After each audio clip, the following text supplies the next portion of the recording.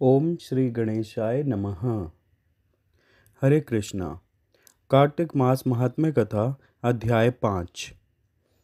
प्रभु मुझे सहारा है तेरा, जग के पालनहार। कार्तिक मास महात्म की कथा करूं विस्तार। राजा पृथु बोले, हे नारद जी, आपने कार्तिक मास में स्नान का फल कहा। अब अन्य मासों में विधि पूर्वक स्नान करने की विधि, नियम और उद्यापन की विधि भी बतलाइए। देवऋषि नारद ने कहा, हे राजन, आप भगवान विष्णु के अंश से उत्पन्न हुए हैं, अतः यह बात आपको तो ज्ञात ही है, फिर भी आपको यथाचित विधान बतलाता हूँ। आश्विन माह में शुक्ल पक्ष की एकादशी से कार्तिक के व्रत करने चाहिए। ब्रह्म मुहूर्त में उठकर जल का पात्र लेकर गांव से बाहर पूर्व अथवा उत्तर दिशा में जाना चाहिए। उसके बाद जो मनुष्य मुख शुद्धि नहीं करता, उसे किसी भी मंत्र का फल प्राप्त नहीं होता है। अतः दांत और जीभ को पूर्ण रूप से शुद्ध करना चाहिए और निम्नलिखित मंत्र का उच्चारण करते हुए दातुन तोड़नी चाहिए।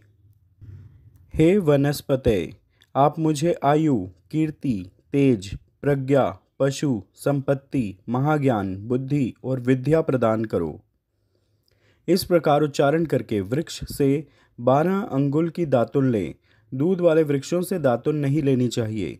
इसी प्रकार कपास, कांटेदार वृक्ष तथा जले हुए वृक्ष से भी दातुन लेना मना है।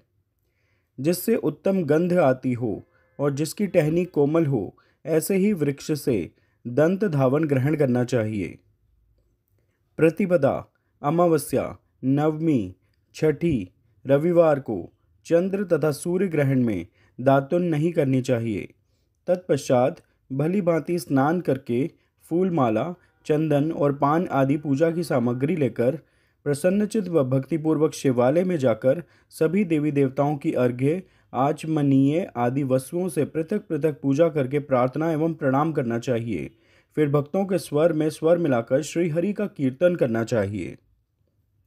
मंदिर में जो गायक भगवान श्री हरि का कीर्तन करने आए हों, उनका माला, चंदन, तांबूल आदि से पूजन करना चाहिए, क्योंकि देवालयों में भगवान विष्णु को अपनी तपस्या, योग और दान द्वारा प्रसन्न करते थे।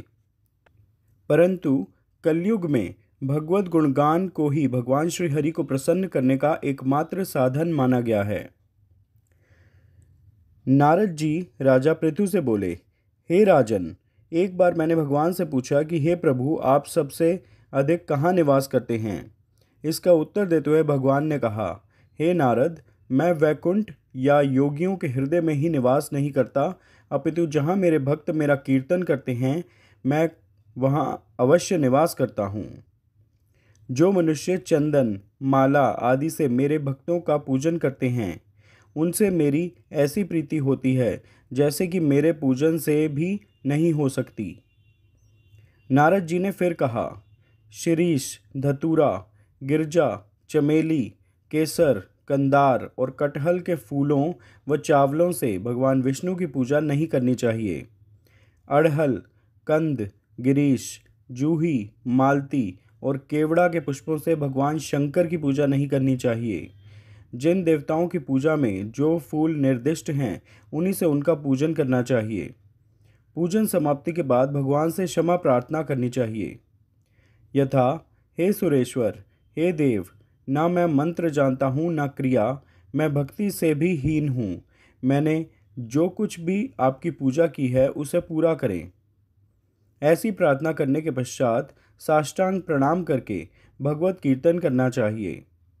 श्री हरि की कथा सुननी चाहिए और प्रसाद ग्रहण करना चाहिए।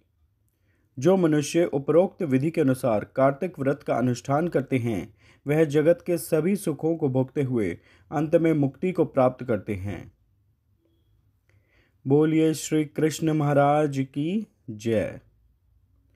श्रीमन नारायण नारायण हरि हरि, श्रीमन नारायण नारायण हरि हरि। तेरी लीला सबसे न्यारी न्यारी हरि हरि।